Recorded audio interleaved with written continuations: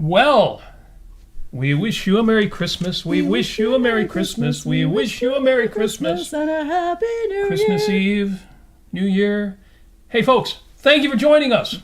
This is 5 Minutes with Robert and Amy Nasir on Christmas Eve. It's a special edition. If you're in the chat, you're part of the show. We want to hear from you. We want to hear how you're doing this fine Christmas Eve, and we are sending out the love to all you good people. And I'm wearing the ghosts. And you're wearing the ghosts. Amy, why are you wearing ghosts on Christmas Eve? It's the ghost of the past, the present, and the future. That's right. We are big fans of A Christmas Carol by Charles Dickens. Yes. Especially A Christmas Carol, 1984 with George C. Scott. And we may talk about that a little bit because it is Christmas Eve. We will. It's Christmas Eve. Let's do it. Today is Sunday, December 24th. Surprise, surprise, surprise. 2023. When we watch the show a year from now, we'll want to remember what year it was. This is the 358th day of 2023. Man, we're wrapping it up in style. After today, 7 days are remaining to make sure that this was, in fact, your best year yet. Christmas is in 1 day. Christmas is tomorrow. Then we got to start thinking, well, what? Valentine's Day. Valentine's Day is in 52 days. Easter in 98 days. Christmas, Easter, they seem related. I think this is the happier of the two holidays. Well, they're both happy because we don't talk about what they mean to the Christian community so much as what they mean to the us community. And I'm all about the bunnies. And yes, Halloween is in 312 days. So, real quick, I'm going to do these real quick because really what I want is to talk to you all in the chat. But this is the day that the War of 1812 ended. Oh, how good. And there you go. I'd like to, other than the Nutcracker Suite and the ballet, I'd love to listen to the 1812 Overture. Yes. Not just for for Independence Day. That's true. It's always on Independence Day on July 4th, and this would be a great day for that. Heck yeah. But yes, the Treaty of Ghent was signed on 1814 on this date. So, 2 years in. And what's interesting about this? Why does Robert bring these things up? Well, of course, I'm always going to tie it to our theme. What's interesting to me about the War of 1812, the war between the United States and Great Britain, wasn't that 1776? Wasn't that the Revolutionary War? No, this is what some call the Second American Revolution. We went to war again.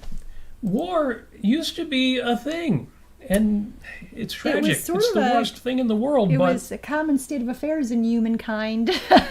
Yeah, and this war, among other things, was to establish the status of the Northwest Territories.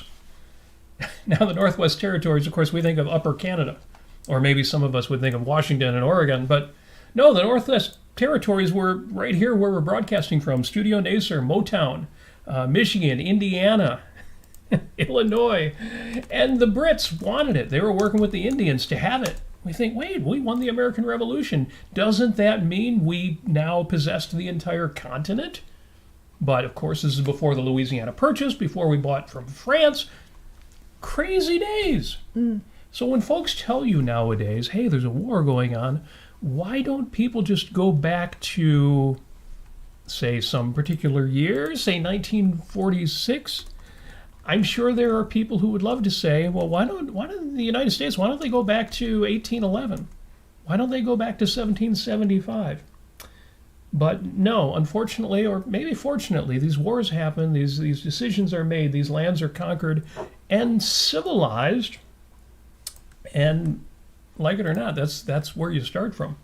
Okay, enough about war, because it's Christmas Eve. Real quick, we've got exciting birthdays to celebrate on this date. The birth date of Michael Flynn, American general and 2017 security advisor. Okay, maybe not him. How about Who's that? Jeff Sessions, Senator Sessions? Not so much. How about this one? Another birthday that we celebrate today on December 24th. Anthony Fauci. Okay, I'm not going to give him any props either. Michael Flynn is 65. Jeff Sessions is 77. Anthony Fauci is 83 years old. He must be doing something right, at least for himself, to be living that long. Okay, here's a good. My last birthday to celebrate. Ricky Martin. Oh, Yes, Ricky Martin, who taught us all to live la vida loca. So, Ricky Martin is 52 years old today. Oh, wow. You know, and we all know him, of course, as an actor on General Hospital, right? No. As a singer with Menudo. Yes. But what I love about bringing up these crazy things about Ricky Martin is just don't know what a that varied much. life he has Yeah, had. yeah, I He's guess so so. successful. We've talked about great singers who unfortunately had to hide their sexuality because it might conflict with their fame as a great heartthrob. You know, Luther Vandross comes to mind. Sad that he didn't come out earlier than he did. And Ricky Martin's like that too, but he did come out. So props to him. Yeah. And love it. The only other thing I'm going to say about this date in history is it's a national holiday. And the national holiday is Eggnog Day. Woo! So I want to know, Uh-oh. tell me in the chat, I are forgot you... my eggnog. Well, you had it earlier today. Though. I did. I Now, actually had an eggnog with some nice bullet bourbon in it with some Bullet bourbon. freshly grated nutmeg on top of it. Oh, it's so good. It's a real debate. Do you use the good stuff, the fancy bourbon, to mix with a really sweet and spiced drink?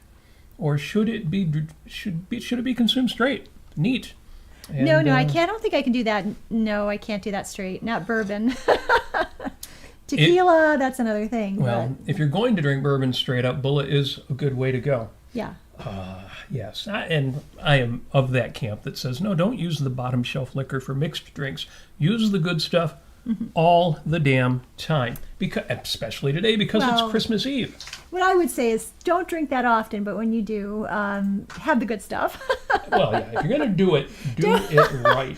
You know, I grew up actually around alcoholics. I'm Basically. sorry, you go ahead. I shouldn't be laughing when you're talking about growing up with alcoholics. I know, yeah. And I mean, there were, the kids around me, at the high school that I went to, they would drop out. They would talk about, oh yeah, we had a great weekend. What'd you do? Oh, well, we had a couple bottles of Mogan David.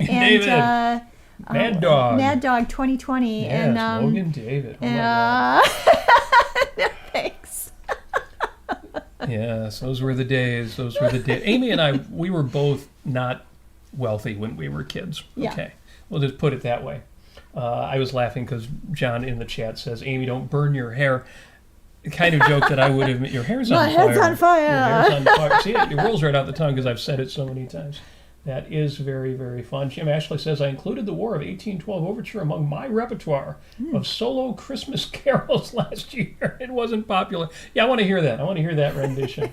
I want to hear the cannon fire. How are you going to reproduce that one? Or like maybe I that. shouldn't ask because I know that a lot of us are firearms advocates. So maybe that's not so Well, hard I mean, to but do. that people did that at Christmas time back in the Middle Ages, and even I don't know, maybe a few hundred years ago, they would go out and they would shoot off their guns. They would make tons of noise, and it was the same. It was the same variation on the theme of Halloween, where you're basically scaring off the bad spirits. Yeah, make some noise. Yes. Damn right.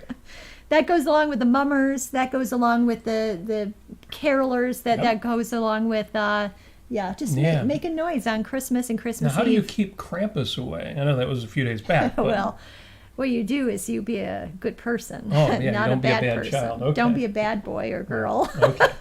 So, props to Jim and John. Merry Christmas in the chat on the Facebook side of things.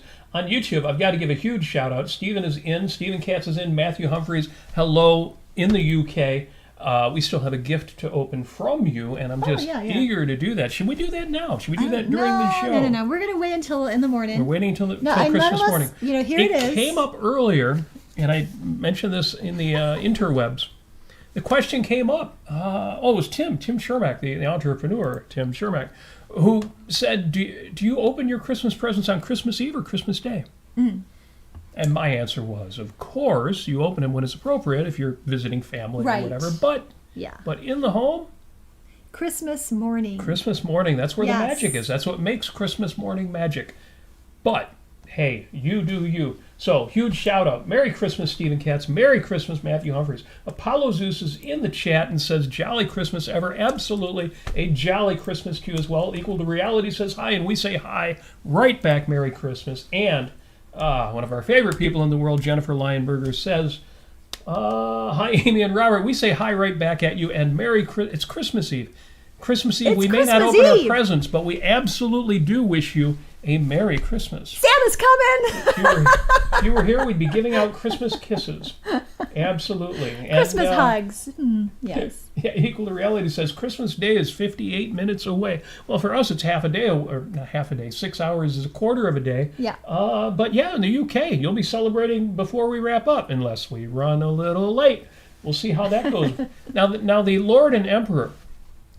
No, I don't mean Jesus' dad. I mean the Lord and Emperor of the Ayn Rand Center UK is also in the chat. So Merry Christmas, Merry Rosie. Christmas, Rosie. Good to see you there.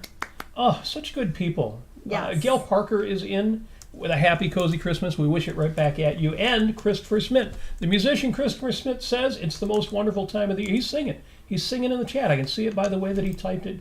Too cool. Saracenia. Have we seen Saracenia in the chat before? I don't know. You may be new to our show. If you are, even if you're not, we wish you a Merry Christmas.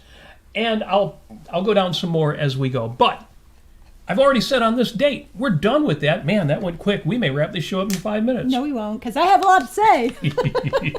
And it's already been more than 5 minutes. But let me do the quick, shameless self-promotion and what we're listening to this week's segment. And the reason I've got to do that is because it's going to relate to our theme. Yarren Brook. Now, Jennifer's in the chat. I'm sure she's already heard this. Anybody who hasn't heard the latest Yarren Brook show, Christmas, Benevolence, and the Season for Reflection, he was right on the money. You know, Yeah, there are it's some good. shows Yarren does where you think, oh, he's a great fighter for philosophy or for culture or for politics. And there are some shows that Yarren does where he's kind of in a bad mood. And then he does a show like this. And then you say, man, he's the guy. So definitely listen to Yarren's Christmas show that he Yeah. did yesterday. It was really good. If anything, you might find it hilarious of all the naysayers in the chat who are just trying to spread the doom and gloom, and he's just laughing it off, and Yep. It's my alter ego, Rowboat he's Naysayer. like, I can't believe you guys. This is Christmas time. We're supposed to be joyful, and Well, Yarren made the point that I have made before, and I have linked to me making that point in the show notes, YouTube description. It should be on the Facebook side too. Sometimes they wipe it and I have to put it back at the end of the show. But I did a show last Christmas on Life on Earth, and one of the points that I made was we're here to live our values. And Christmas is a time to focus on that. If we spent a lot of time during the year fighting or being upset about what we're fighting about, this is the time to dial it back and say, wait a minute. And I'm going to throw this one out to all the objectivists, which is 90% of the people in the chat right now. If you really have the owner's manual for life, if you really have the philosophy for living on Earth, it stands to reason you are value-focused.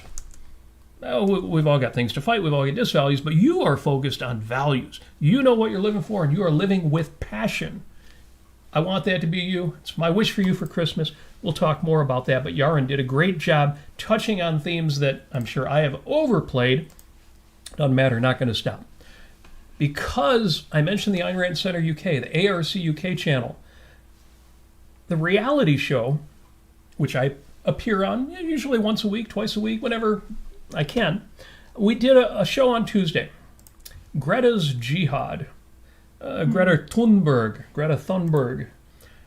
She has been branching out from being anti-technology to being anti-Israel. Well, we talked about that. We had a good show. Worth listening. Link is in the... who'd have thunk that she would? That would be. Who'd have thought Greta would be wrong about something or or everything? Man, what a drag! But there was an episode that I wasn't on Thursday. Episode called. Well, this is kind of harsh for Christmas Eve, but I'm going to put it out there because it's worth knowing because of some things that are coming up. The episode was called "The Palestinian People Are the Enemy." Okay, very provocative. A lot of people end up watching it. Okay, I wasn't on it. I wasn't participating. Why do I mention it? Because I was in the chat. You were kind of on it. I was kind of on it because of the chat. So much so that we're going to revisit the same topic, do it again next Thursday, 1 week from that show. Why? Because there's a lot to be said. I got a lot to say.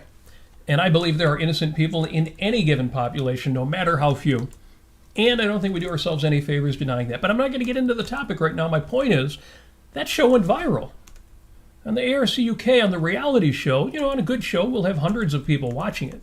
But only hundreds, 200, 300, 400 people will watch. Well, this one's in the thousands. In fact, it's over 10,000 people have watched this show from this week. And because this one went viral, it's now bringing a spotlight onto the channel. They did a show, what was it, today, that's already into the many thousands of views. Super cool. ARC UK is going viral. You will want to catch that. Link to those two shows I mentioned that seem to be starting all of this are in the show description. Take a look. And one more video I want to talk about. Amy, you know who Kirk Willcox is?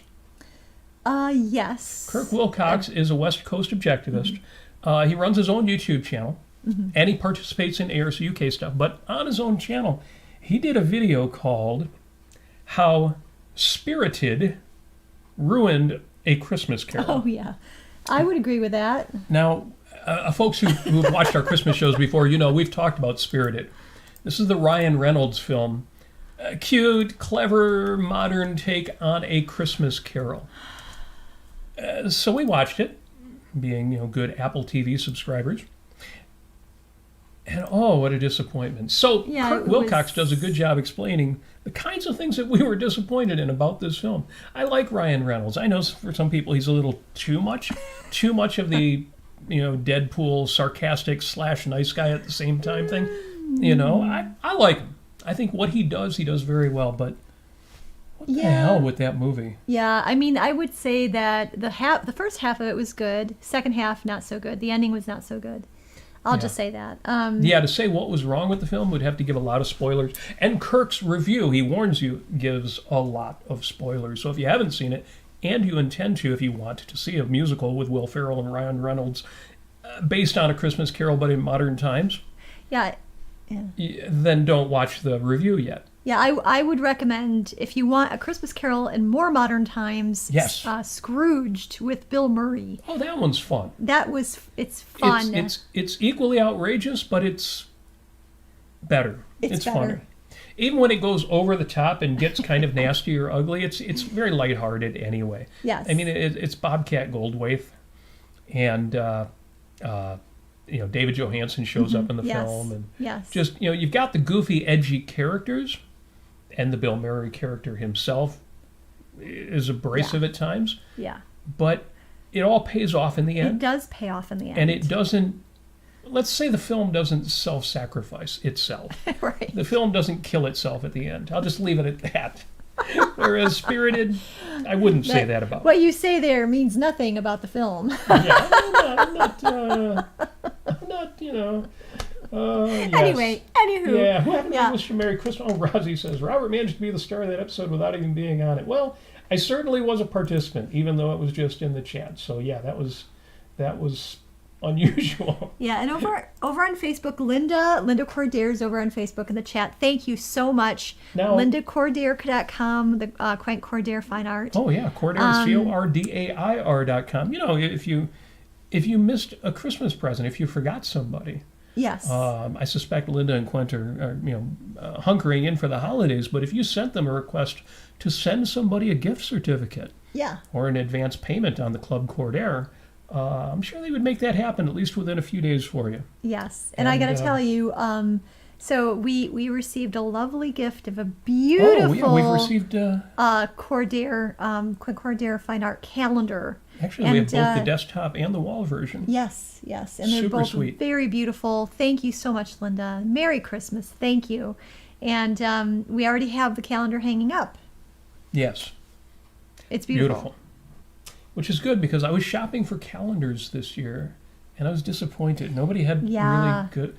I'm such an optimist, but I don't know about the culture these days. There's something wrong with the calendar. So yeah, it's pretty hard to beat a calendar by... the calendar designers are not quite up to snuff the this culture year. was a little funky this year. Yes. We'll do a year in review at some point. Incidentally, Ozzy's in the chat. He mentioned earlier today, or was it yesterday? Anyway, he is planning on doing more year in review shows. We've been talking a lot about the Middle East, and rightfully so. But we will do some year in review. We'll do the ARC UK Awards. So there's some really good shows coming up, and they're pre-scheduled. A lot of what's coming up is already on the channel. So folks who follow it, and you're like, I can't wait till the last minute because they don't usually post it ahead of time. No, it's all up. Take a look. Plan your viewing. Plan your schedule around it. Well, you don't have to listen live. You can listen to them after the fact, too. So, yes. Oh, Linda says, my pleasure. Linda, you are the sweetest. Merry Christmas to you. Merry Christmas. Is there anybody we haven't said Merry Christmas to yet? Let me know. Unless it's somebody who doesn't deserve it. I always leave that one guy out. You know who you are. The one guy who does not deserve a Merry Christmas. The imaginary guy that we don't know anyway. We're going to leave him unnamed. So, hot topics for the week. Well, should I get into the money thing? What money thing? The bunny thing. Oh, oh. Or do you want to... No. Well, what did you want to say I'll first? just say this, that... Not about the money thing. What did you want to get into besides that? I have a lot of Christmas stuff on the agenda, which we can save for after this, but... well, if you want to knock the bunny thing out real quick. Oh, you do, don't you? No, it sounded like that's what you wanted to do. No. Okay, go ahead with your first item then. Okay, so... No, actually, I was just going to talk about... when the whole war with Hamas against Israel started. We're getting into the war. Okay. I immediately thought of one thing, which was Waco and the Branch Davidians and David Koresh and what happened there. If you're not familiar with it, this was back in the 90s. Was it 94 or something? I forget. And it was horrible. It was such a failure on the part of the ATF and the FBI. It was just really bad. They just really messed it up. But at the same time, you've got somebody like Dave Koresh who believes he's the Messiah, and everybody else believes he's the Messiah. And then you have a whole bunch of women and children inside the building who are... who they would rather they truly believe that the federal government, which they were stockpiling weapons against, by the way, that's why they initially were raided, because they had so many weapons. They were stockpiling big ones, like just crazy amount of artillery, and so of course, the ATF is going to go in and say, you're a bit of a hazard to your neighbors, to the state of Texas, and we would rather not have you take over the federal government anytime soon or cause any kind of internal warfare. So they went in. Anyway, longer story than this, but the main point here I'm trying to make with regard to the Palestinians, and we know that there's a lot of things that the Palestinians did that supported Hamas and supported this death cult, and that they have children in there. They have children in Gaza. Why aren't these parents leaving with their children? Why aren't they joining the Israeli forces? Why aren't they switching sides? Why aren't they trying to save their own lives? Why aren't they trying to save their children's lives? And the answer lies in Waco, Texas, because there are people are interviewed in this, at least in the most current documentary on Netflix. It's a 3-part series on Waco. Who say flat out, I would rather not. I'm not going to surrender my children to the devil. I am not going to, give up on my Lord and Savior. It's not about my life. It's not even about my children's life. It's about serving God. And Dave Koresh is the Messiah, and he's going to tell us, he's going to guide us to the light and give us the way to go. And if that means staying in and burning down our complex and dying, then that's the way to go. This is not unprecedented, what's happening with the Palestinians. This is a religious cult, and this is what you can expect from that. And So in terms of communicating what's going on and what's really happening over there, look to Waco for your answers with regard to Hamas and with regard to Palestinians. They don't really want to live unless they serve God. So that's my point. There's my Christmas message. But I just want to get that out there because I haven't been discussing this on ARC UK and you need to make time to get on one of the shows. I know, I do. Put it out there. I do that. But I'll talk to you, Rosie, later. Thank you for sharing that on Christmas Eve. And it's a great point to make because one of the questions I will always ask, I'm going to say this, I'm going to give myself 30 seconds and then I'm going to drop this like a hot potato. There are things I would drop faster than a potato that was too hot. But point is, one of the questions I always ask when it comes up, the issue of war, the issue of atrocities, is one of the questions you got to ask. One of the questions you have got to ask to understand any of this is, what would people have to believe to do these things? Mm-hmm. And it's all too easy to shrug that off and say, oh no, it's just evil. It's just malice. It's not about what they believe. They're just evil. And that is almost never the case. That is almost never the explanation. So to make the comparison to the Branch Davidian situation is exactly an example of, well, what did these people have to believe in order to do the things that they did? It always comes back to ideas. It always comes back to philosophy. Ideas, and also don't fall into the trap of dehumanizing people. These people are human beings like you and me, and they have moral agency. Right. And we could do a whole show on it, and we probably will, here or there or probably several places. But that's why it's so important to mention moral agency, because if you do what's right morally, Santa will bring you presents. And as Rush says, I will choose free will. Or as John Anderson in Yes says, don't deceive your free will at all. Yes, absolutely. Yes. So there we go. Do you have anything more Christmassy than that? Yes, I do. Good. As I mentioned, the Yar and Brooke shows have been good lately.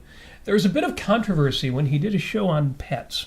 There's a new book. Oh, I was going to have it handy to show it off. It's not within arm's reach. Do you want me to get it? I can get it. I can get some eggnog while I If you don't, it'll look bad on camera. But here, I'm going to put up the title card for a moment here. No, you can just get up if you want. Yeah, I know. Here, if you want to walk in front of the camera, I'll put up the title card. Folks, we're experiencing a moment of technical brouhaha here. A little bit of fun there, while the better half of the show goes and gets herself some eggnog.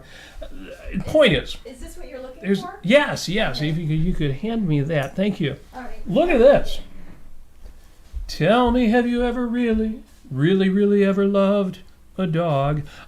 Can you really love a dog? This is a new book, Leonard Peikoff and Ayn Rand on pets. We're like, Leonard Peikoff's not writing anymore. He's retired. Well, he worked with Jonathan Honig, the editor of this volume, to answer that question. Can you really love a dog? Can you really love pets? Spoiler alert, the answer is yes, because... What do you mean because? Well, dogs and cats have been domesticated for centuries to be companions. And Jonathan Honig made that point with Yar and Brooke. And so I had to go in the chat and say, well, what about rabbits? What about bunnies? Some of us have been owners of house rabbits. And it was kind of sad because, well, Yaron's not an expert on pets, so he didn't have much to say about it. But Jonathan Honig said, well, Leonard Peikoff made the point that dogs and cats have been domesticated for companionship. Rabbits, they just don't have that. They're just, they're like goldfish. They're like goldfish. Just he like made the comparison to goldfish. Oh, that was so sad. I forgive you, Jonathan Honig. Crying while I'm listening to this shit. Well, not really. I'm more like, what the hell? So, folks, if you are not aware, I'm going to share this birthday Christmas message to you. Now, we love Jonathan Honig. We love Jonathan Honig. We're not dissing him. We're not disrespecting him. 99% of the time. But did you know that as of 2017, there were at least 305 breeds of domestic rabbit? in 70 countries around the world. Yes. Yes, rabbits have been domesticated. There are And breeds they- of rabbits that are not fit for being in the wild. No. Feral domesticated rabbits is kind of a sad story. Yes. They don't do well. They do not last long.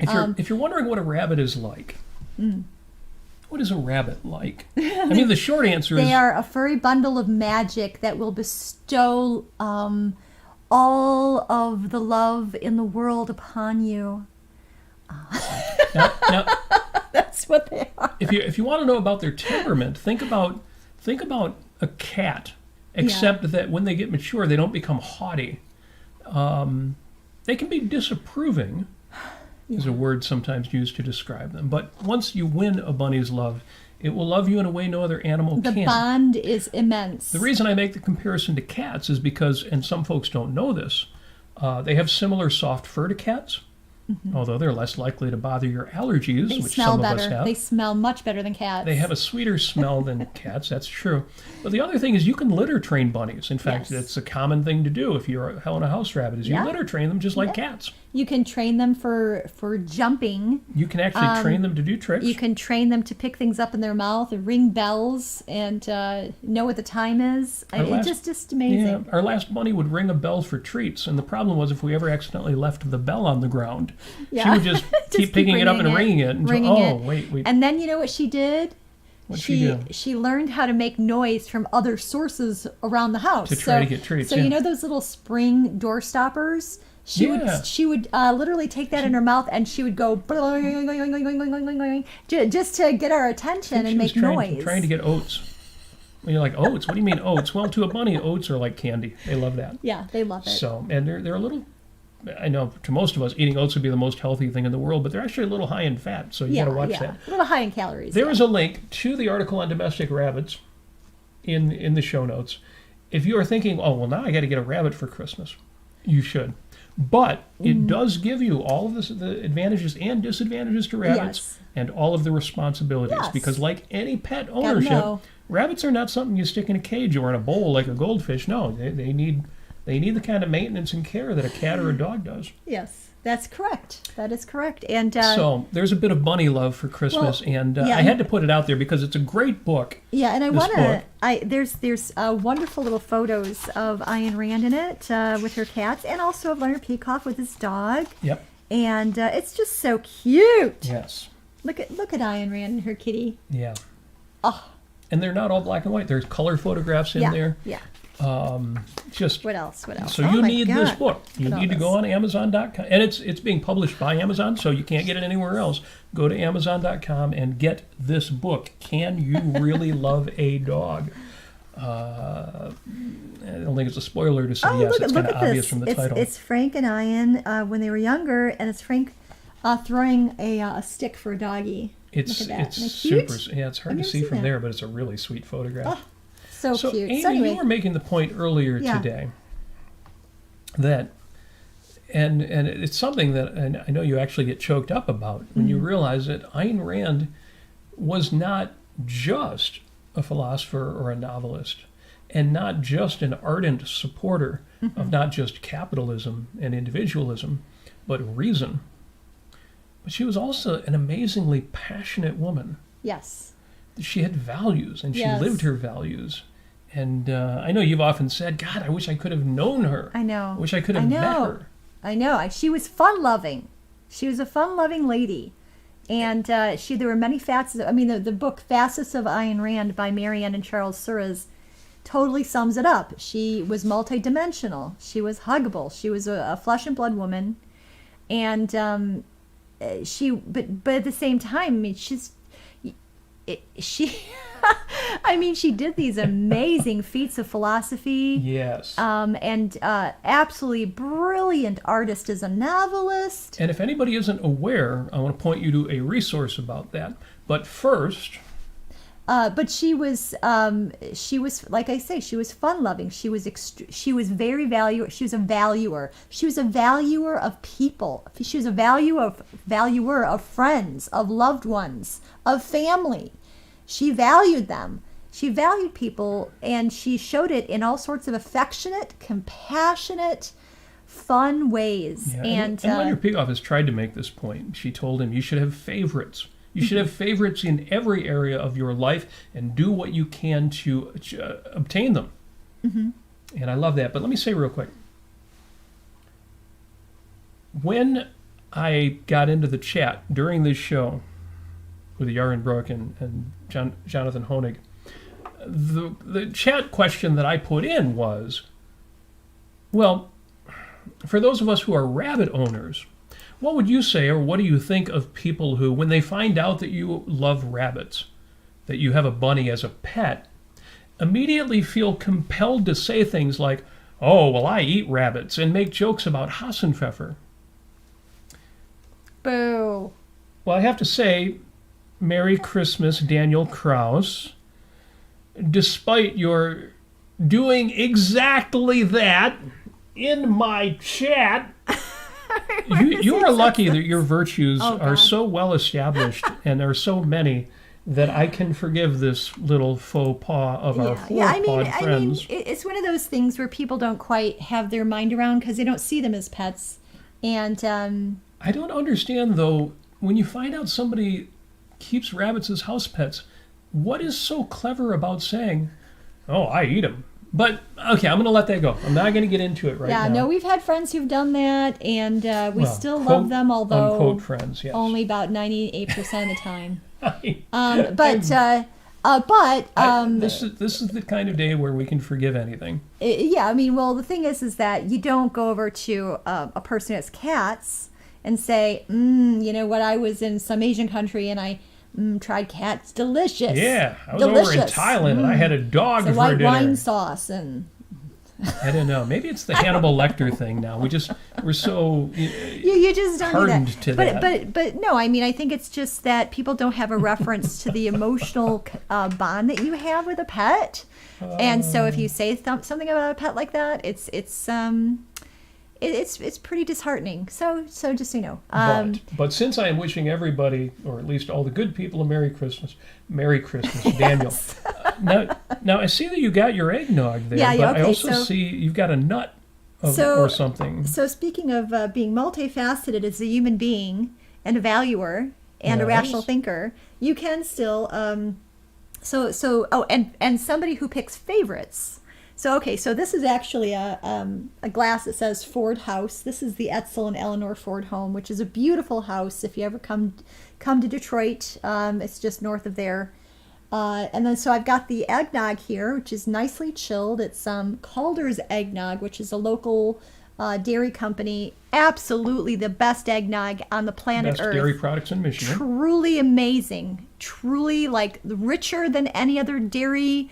Richer than any milk, richer than any eggnog. Pretty expensive, but worth it. But so worth it. And then what you do is but what is this? You take the bullet bourbon here. Okay, a very expensive bourbon. And stop talking about the price of everything. That's and you pour some in. Uncouth.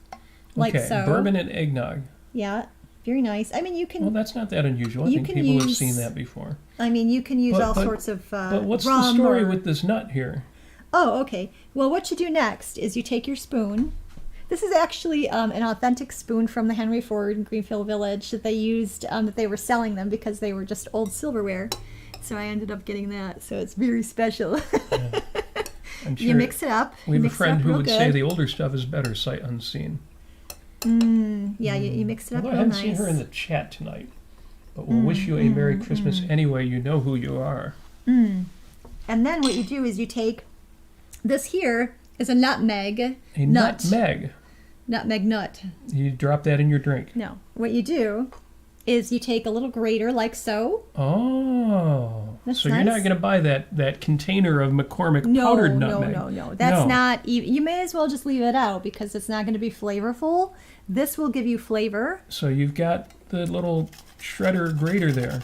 And you just start grating it over. So people with higher standards are obviously making America great again. Funny.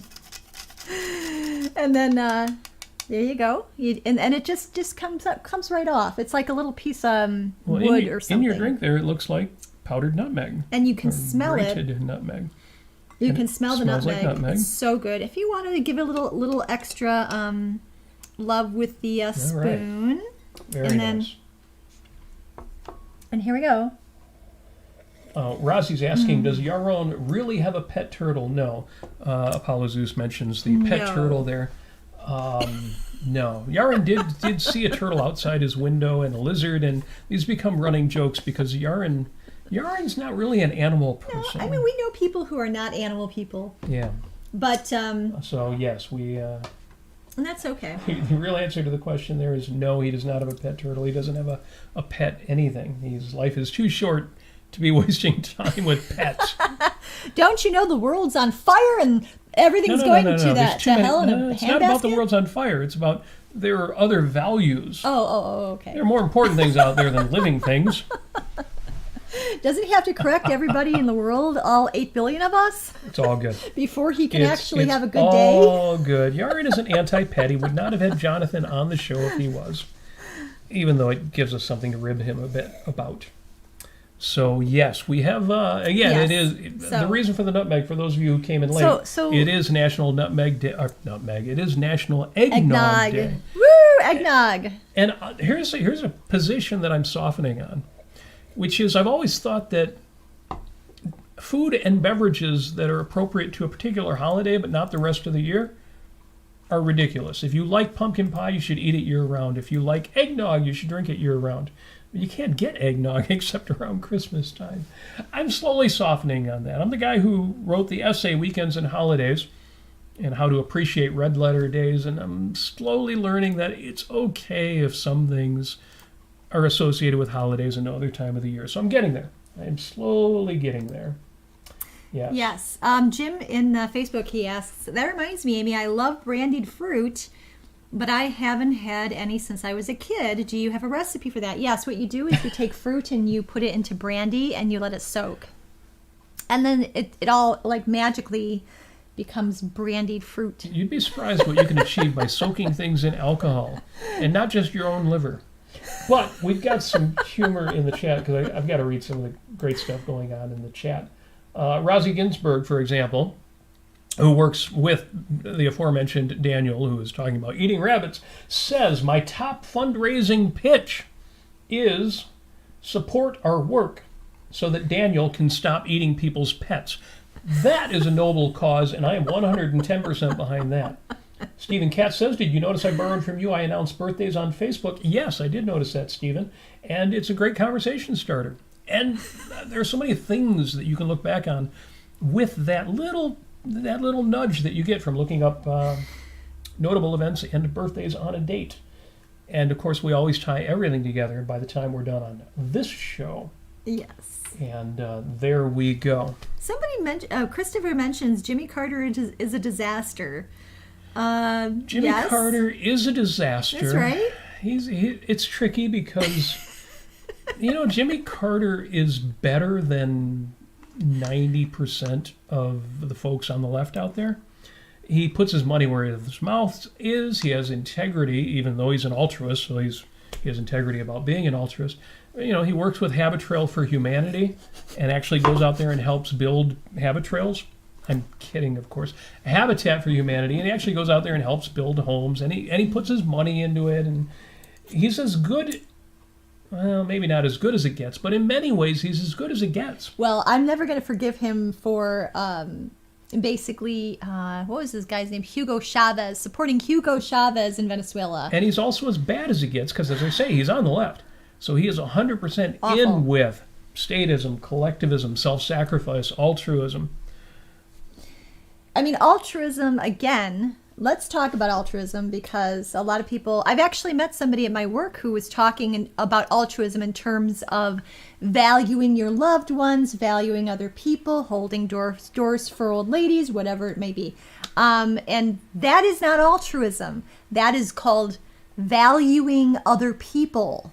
Yes. And benevolence, kindness, generosity, we're all about that. Altruism, again, I mean, there are sort of like shades of it, not shades of it, but like different contexts where you could define what altruism is. Of course, you can go back to Auguste Comte. You could, have more of a philosophical definition. You could talk about the Nazis being altruistic, and yes, that's absolutely true. So I've done. But what it really comes down to for me is altruism is trying to control other people to get them to do what you want and manipulating them and getting them to obey you.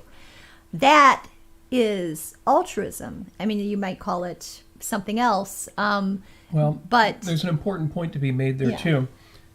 Because there's a lot of folks on the sort of libertarian axis who would say, well, as long as nobody forces it. And I would say in a way it's worse to guilt people into altruism than it is to force them into it. Because it's the difference between murder and suicide. Yeah. And, at least if somebody's trying to murder you, there are things you can do about it. If they convince you to kill yourself. Right. So yeah, altruism is not kindness, it's not benevolence, it's not generosity, it's not any of those things.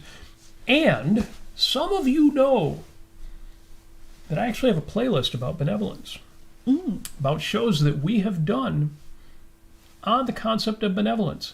Some of these, I found out recently, were really, really good. And so I've updated it. I have added a couple of episodes to both of this show and of Life on Earth, ARC UK channel shows, to that benevolence playlist. And my Christmas present for you this year is not just this show with Amy, but the show that I did last Christmas, which was on Christmas controversies. Oh yeah, very good. I just listened to it today. It's about 30 minutes long. It's short and sweet. It's really good. And the jumping off point is this was an issue for a while, and for some people it still is. When you say Merry Christmas, and people who aren't religious say, I don't celebrate Christmas, I'm not religious. Like, so the hell what? Or if you say Happy Holidays, and your conservative friends say, what, are you afraid to say Merry Christmas? What, are you some kind of leftist? That's the least of the controversies. The real controversies when we hit home is, well, is A Christmas Carol a socialist story? Is It's a Wonderful Life all about altruism, and there's nothing good in that movie? That's when it gets interesting. I thought it was a good episode, too. Folks know one of the secrets of my success is I actually listen to my own stuff. And sometimes I listen and I say, yeah, that was okay. But this one was awfully good. It's the last link that is in the show notes. Yeah, I would say this. Really think about A Christmas Carol in terms of being a valuer. Ask yourself, do the three spirits, are they trying to guilt Ebenezer Scrooge into being randomly more selfless and sacrificial?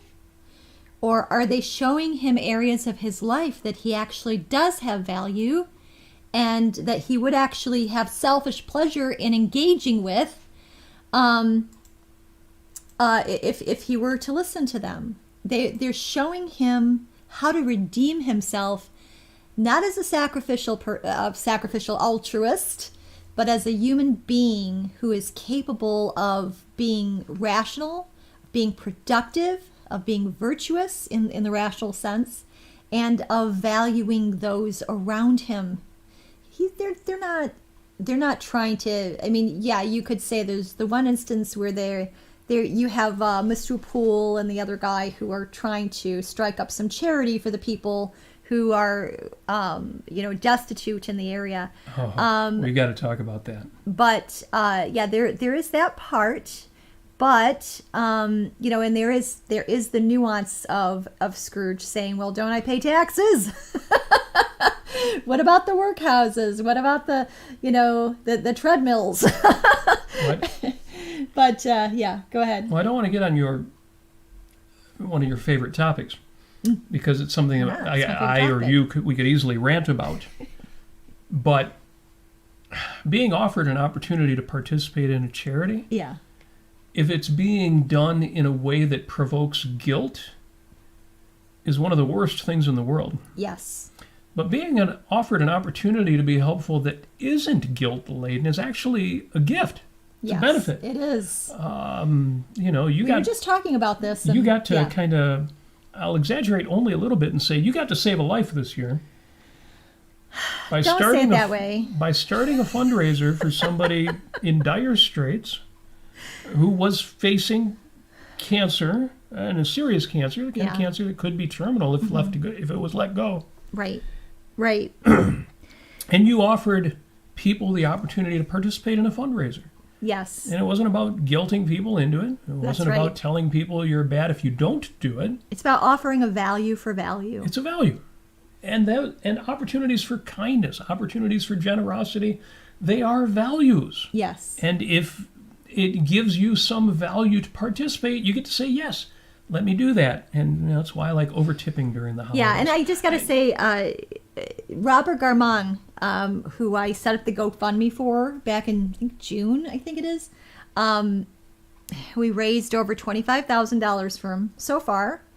And, he is a worthwhile person to support. That's what I think. And I've been spending months now convincing other people that is the case. Some people may know him. Some people don't know him. They've never met him before. Yet they see somebody who is an objectivist philosopher, who has written some really good material, who is a Montessori teacher and spreading that type of methodology in China where they really need it. But it's really value to him. It has been absolutely wonderfully heartening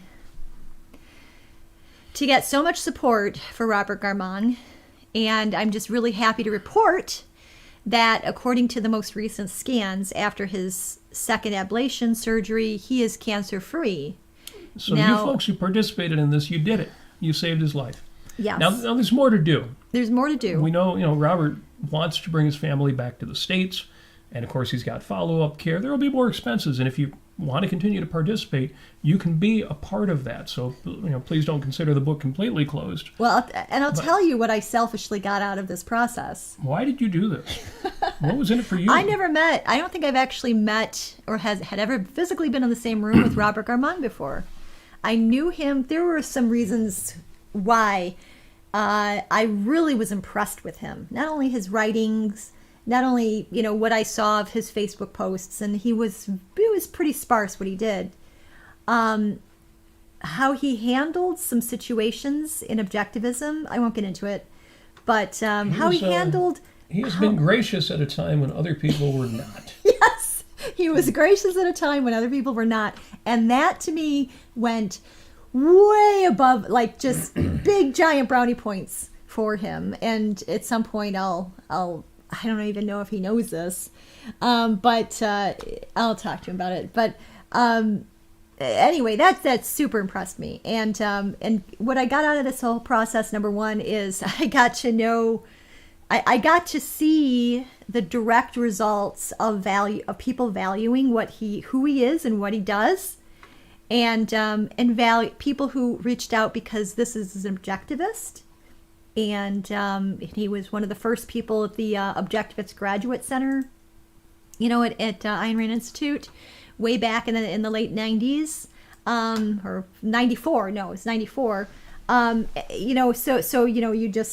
want to support an objectivist. You want to support somebody in the community, and also being able to report out on GoFundMe. So anybody who donates gets an email from me saying what's going on, giving an update from Robert from him directly, or what I'm thinking of the situation, or I put out an excerpt from his book Why Philosophy, which is an excellent book, small but excellent. And I got to see a lot of goodness out of people. And that really was a great opportunity to see that. Yeah, I hope those of you who participated got a lot of that out of it too. Yeah, I really hope you all got something out of it. I mean, I know that, when you donate, you want to help somebody and you want to make sure that they're doing okay and you want to get them through this, and you did. And it doesn't always work out that way. You did, yeah. We participated in charities where the person you're helping out, they didn't make it. They didn't make it. And in this case, you got the Hollywood ending, the happy ending at the end. Yes. Now. I know there's more to do. There's more to do, and he's going to have scans for the rest of his life and everything like that. But thankfully, he's gotten through this. Yes. And it's all because of so many people. I think over 400 people, unique people, donated. Yeah. Oh, yeah. Everywhere from $5 to $1,000, and this is a case where I love the way this took off on the Ted Lasso group. People who didn't even know Dr. Garmong, but were impressed by your posts and Joel's posts. Yeah. This is one of those fundraisers where the $1,000 posts were amazing. People like Adam Wildovsky, famous objectivist, extremely generous, but it would not have added up to anything like these numbers without the $5 and the $10 and the $20. There were so many contributors that everybody who put in any amount can be proud that they were a part of this effort. And it's an effort that thankfully, gratefully, it paid off. Yeah. I mean, and this is this is a really lovely objectivist philosopher, Montessori teacher, who, he's basically stranded in China and with a wife and a child. Yep. And and my thought was, okay, I'll put the GoFundMe up and see where it goes. And I'm glad it went somewhere, and I'm really proud of that. I'm really proud of my efforts this year and everyone else's efferts. It was getting great. that good news this week. Yeah. That he is, and it's always an exaggeration to use the expression, but knowing that he's cancer-free, at least as of now, what better Christmas present, right? Yes. And on that note... Yeah, and we'll have him on again, by the way. On that note, Jim Ashley on the Facebook side. Oh, wait. We've got someone new in the chat. Well, somebody old in the chat. We haven't wished a Merry Christmas to. Merry Christmas, Jeff Bannister. Yes. Thank you for joining us. We are glad you are here. Because it's a Christmas episode. If I miss anybody, please hold up your hand and say, where's my Merry Christmas? Where's my happy holidays? But Jim Ashley over on the Facebook side of things, of course, we multicast all over the world and on all the platforms, or at least Facebook Live and YouTube, says, what I recall from reading Dickens' stories. See, we mentioned A Christmas Carol earlier. Mm-hmm. And he says, what I recall from reading Dickens' story is that the three spirits essentially teach him how his general attitude toward people worked against his own happiness. Yes. Then they show him how to pursue his selfish values, which are good, properly. Yes. And you're absolutely right, Jim. In fact, online, Frank Grail, who I haven't seen in the chat, but I know you're a listener, so if you're listening to this after the fact, Merry Christmas. But Frank Grail wrote to me and said, well, how do you view Scrooge before his transformation? Was he a bad example of capitalism? Was he the Marxist view of the bad employer? And I wrote back and I said, well, Scrooge becomes magnificent. And there was nothing Marxist, nothing anti-capitalist about him. And then I quote from the book, he became as good a friend, as good a master, and as good a man as the good old city knew, or any other good old city, town, or borough in the good old world. Yes. Now Frank wrote back and he said, well, I know he's not a Marxist, but I wonder how Marxists would view him, when he was a taskmaster. The interesting thing about that to me, about that phrase, that expression from Dickens, and this is out of the text, although some of the movies use it in the wrap-up too, he became as good a friend, as good a master, as good a man. Well, wait. Master? Dickens is acknowledging that in business there are bosses and there are employers, or in the household there are masters and servants. I know we don't like those words anymore, but use whatever words you find appropriate. And Dickens has no problem with that aspect of it. Dickens was not as hardcore a socialist as people like to make him out to be. He was a socialist, and I have problems with that, but that is not the essence of this story at all. So, Jim, you're absolutely right, and I will always heartily recommend A Christmas Carol, both the text and any of the readings, any of the movies and you've at got this time of year. Of course, we mentioned this in the past, but the Tim Curry reading of A Christmas Carol on Audible is so excellent. And listen to it. Listen to what Charles Dickens actually writes. He doesn't introduce Scrooge as some Mr. Burns character on The Simpsons. No. He introduces him. He talks about his childhood. He talks about everything. So okay, real quick. Paulo Zeus has just announced, has reminded us, celebration. It's midnight in the UK. Merry Christmas, you good people. It's no longer Christmas Eve. Merry Christmas! Yay! Cheers! And to the rest of us, keep that Christmas Eve spirit going.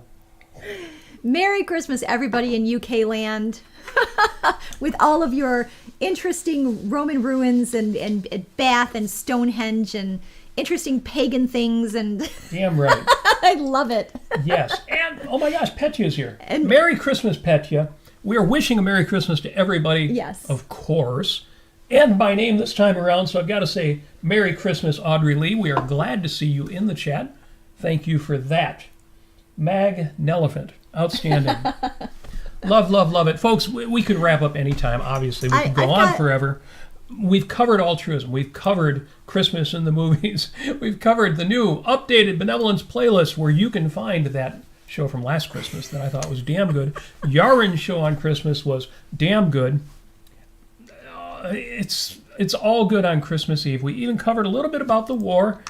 We'll get back to that another time. Yeah. We'll get back to it. But I mean, honestly, what everybody needs now is a rational philosophy and Ayn Rand's ideas, and everyone's going to have a Merry Christmas after they discover that. As I have said in the introduction to every episode of Life on Earth since it started, and more so at the beginning, if you Ayn Rand people, if Ayn Rand's philosophy of objectivism is true, if it really is, yes, the owner's manual for life. Oh my gosh, we have the owner's manual for life. What? People joke about when you leave the hospital as a newborn baby. Well, they should have taught you about income taxes, or they should have taught you, different things that we should have been given a manual. Well, some of us have it. Yes. We've got the manual for life. It stands to reason. If these philosophical ideas are true, if this approach to life is true, these virtues, this ethics, and this politics too, if it really is true, it stands to reason, well, we should be the happiest people in the world. We should be the most confident people in the world, the most benevolent. Yeah. The goodwill should be greater with us than, we talk about, the Christians are all goodwill and happy handshakes and big hugs. Well, except for the devout ones, they go for the Christian side hug. Give me that Christian side hug. No. If anybody should be the most value-laden, the most passionate people on earth. We have reason. We have reasons for our values. I mean, we're grounded. We are living life on earth. Yes. Folks, thank you for joining us. Thank you for joining us on this journey. Yeah, I had other things. I just want to give a quick show and tell shout out to my A Golden Book Christmas Carols book. Look at this. Look at this. Classic. Ooh, old style. I can see that or not. It's Except kind of reflective. you've taken it apart and bound it yes, so that I did, it is because properly cared for. The pages were falling apart. Seriously. I mean, it's got my old name in it, maiden name, and my mom's name in there, and what I would do is I would the kids on the donkey there. So I would actually sing from this, and Joy to the World, and it was just a wonderful book. I mean, it would be like in the middle of summer, and I would get my songbook out, and I would sing from it. Yep. And I learned all sorts of interesting things that kind of made me question what the hell, what are they talking about here? Well, like for instance, so in the spirit of spooky Christmas Eve, okay, which we'll talk about in just a minute because we're not wrapping up just yet. Okay, well, go as long as you want. Folks might start dropping off, but let us know in the chat if we're going too long. So I discovered some interesting. You know how some carols, you do maybe the first two verses and choruses, maybe three, and everybody kind of like, I don't know the rest of it. But so this is from We Three Kings of Orient Are, and very interesting lyrics here. Let me read some here.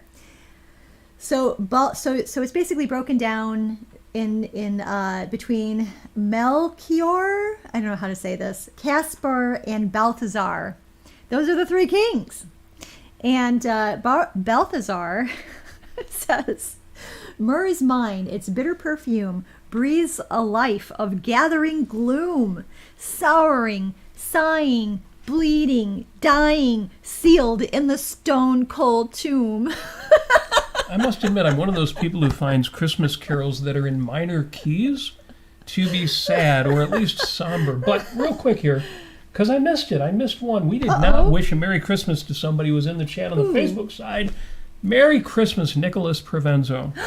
Merry Nick, Christmas to the attorney Merry out there. Merry Christmas. You rock. We will never not think about you, especially our trip to Washington, D.C. and that custom tour that you gave us, but really just all around good guy. Yes. Merry Christmas to you. And I just want to mention, I hope nobody in the chat will ever have a king come up to their abode and say, I have a gift of myrrh for you. If they do, then just politely reject it. If people are giving you myrrh, it means you have hygiene issues. Because the strong fragrances like that made sense back in the days when you bathed once a week if you were lucky. Yes, if you were lucky. But I just got to mention, this is my favorite Christmas, my old school Christmas tune is Good King Wenceslas. Which I'll bet you could sing from memory, even though there's 5 King verses. Wenceslas looked out on the feast of Stephen, when the snow lay round about, deep and crisp and even. Brightly shone the moon that night, though the frost was cool.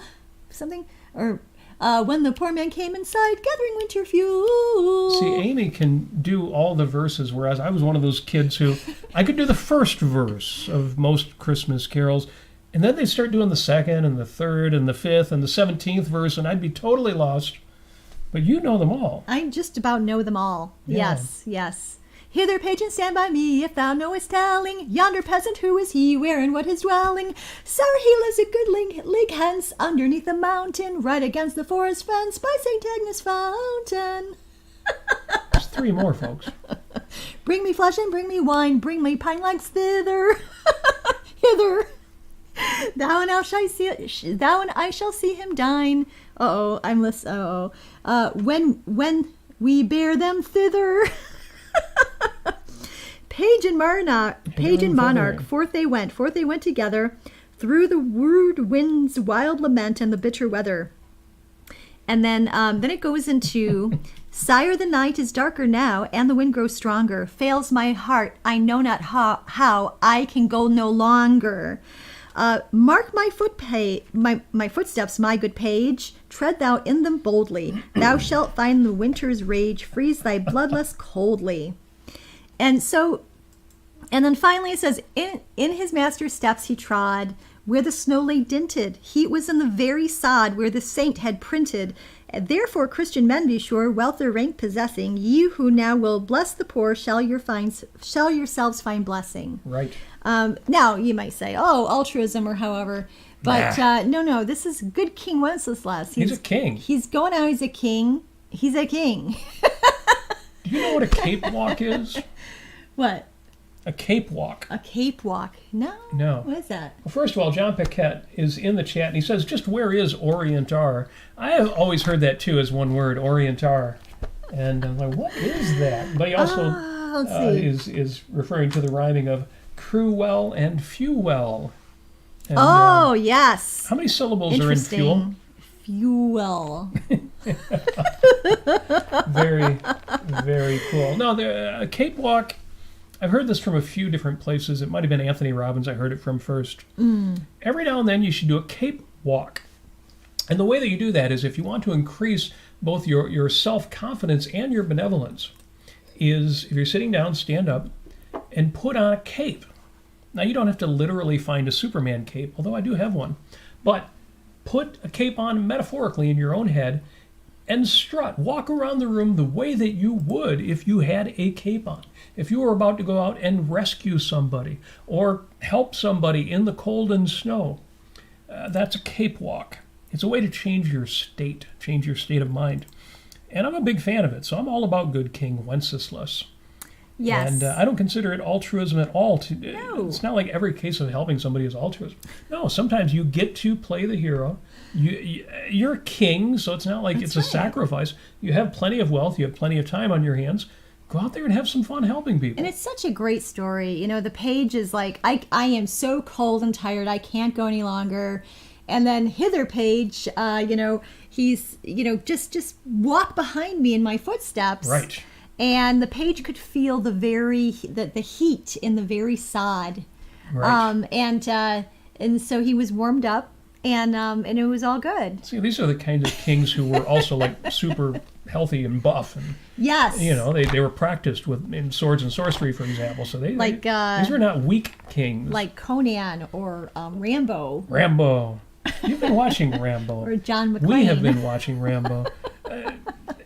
Well, it's funny because normally we would watch Die Hard or maybe The Long Kiss Goodnight, the kind of action films that have a Christmas connection. Of course, it's a Christmas movie. But we've watched Die Hard so many times that we might skip it this year.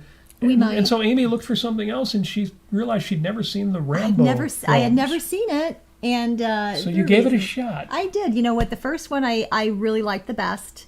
The second one was okay, but it was a little ridiculous.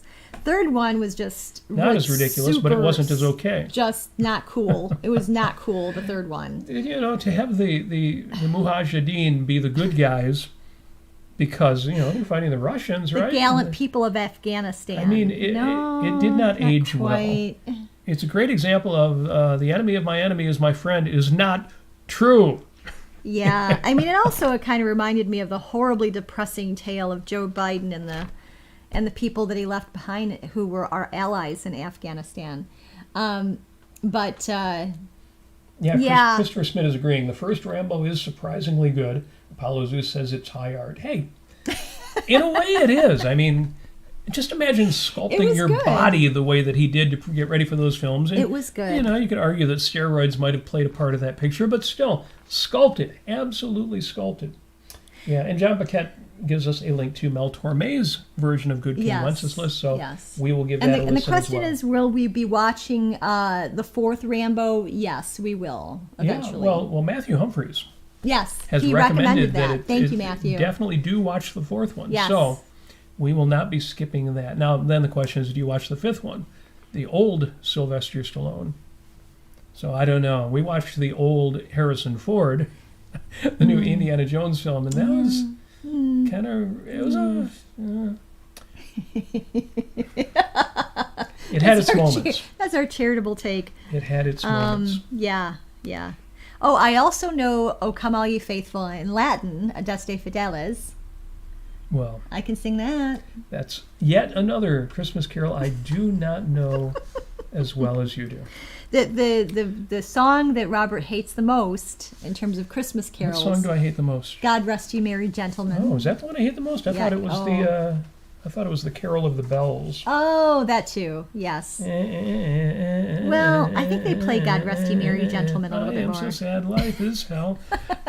I get it. It's got a charm because it's bells. It works because it's bells. But the melody itself is such a downer. Oh my God.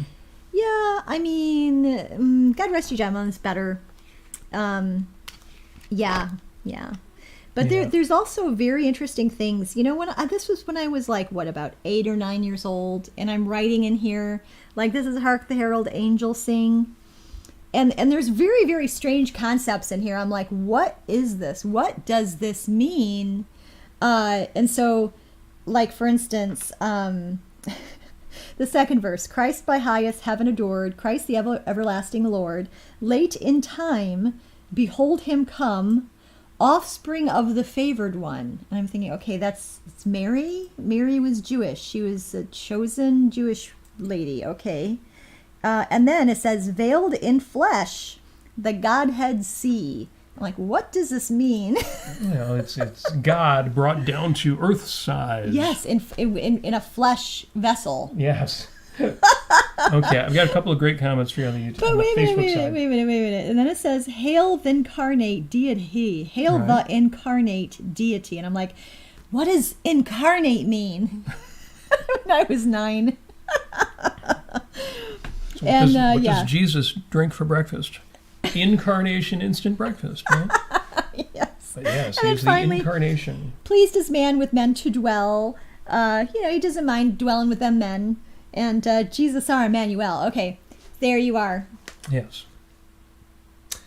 Yes. So Jim Ashley does point at, what did we say, the second Rambo film? It has its moments, and he points out one of those moments. He says, especially the part where Rambo's tied up, sees the Vietnamese woman out the corner of his eye, under the hut, and says into the microphone, he's being forced to, say mutinous things in the microphone, and what he says into the microphone is, "Murdoch, I'm coming for you." Yeah. It was a great line. I'm coming for you, But Murdoch. that was one of the disappointments, too, is when he does finally come for Murdoch, what does he do? He shoots up his computers. He doesn't shoot up Murdoch.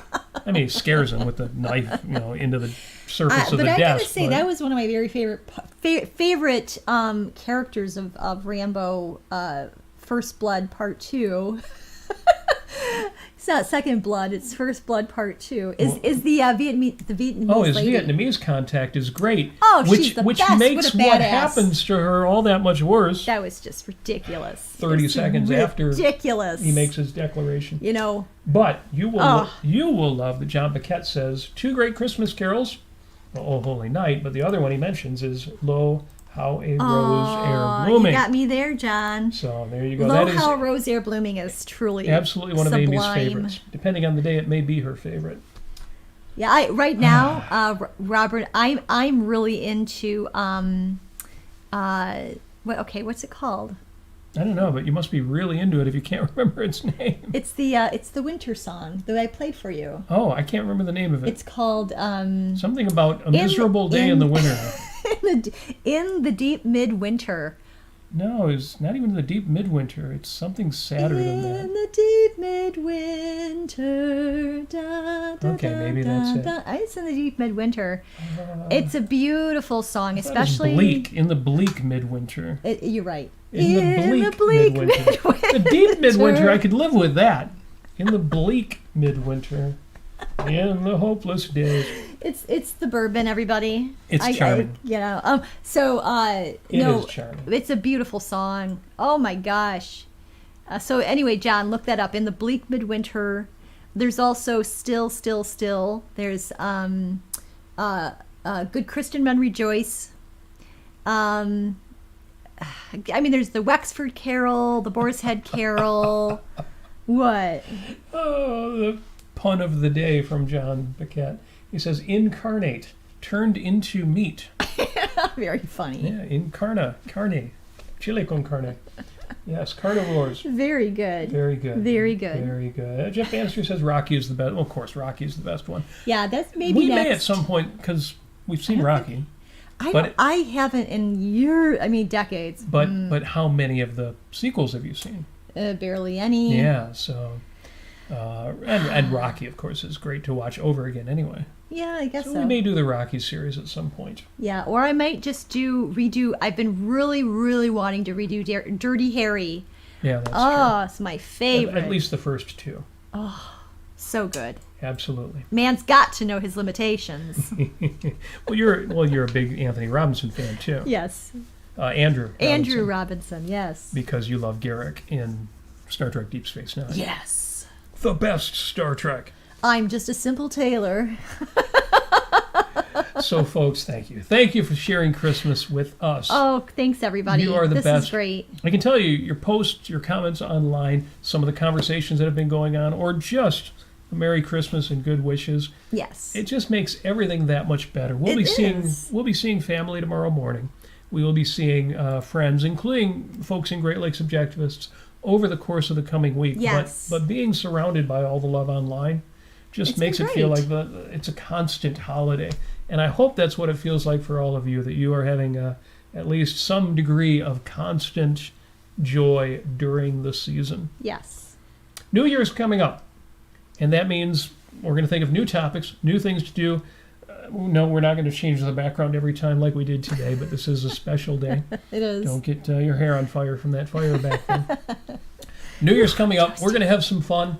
We're going to have some fun on the Ayn Rand Center UK channel, as well as we eventually start doing other shows besides the war-related shows. As I mentioned, there's going to be some topics the week coming up to look back on the year that won't be all about the war, so definitely check us out there too.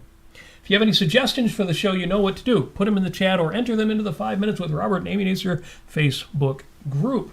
Yes. We talked about charity. It wouldn't really be a charity, but I do want to give a huge, huge shout out and big thanks to those of you who support what we do here through our Patreon, through our monthly patrons. thank you for what you do. If anybody would like to join them, if you would like to send us a little love in terms of folding money, go to robertnasir.com. There's a link to Patreon where you could sign up to become a monthly supporter, or just use the PayPal link if you want to make a one-time little kiss there. That would be sweet, too. I love to think that we're a value to you, because you're definitely a value to us. So. Aw, that's so sweet. And if it's not in your budget, like the show, share the show on YouTube. That would be super awesome, too. Help us spread the word. We need to go viral the way that ARC UK did this week. And so, yeah, that needs to happen. Lord knows, even if it's not my brilliance or Amy's beauty or Amy's brilliance and my beauty, your comments in the chat are well worth it. So, thank you. Thank you to all of you. Merry Christmas. Happy holidays. However it is you celebrate this current week.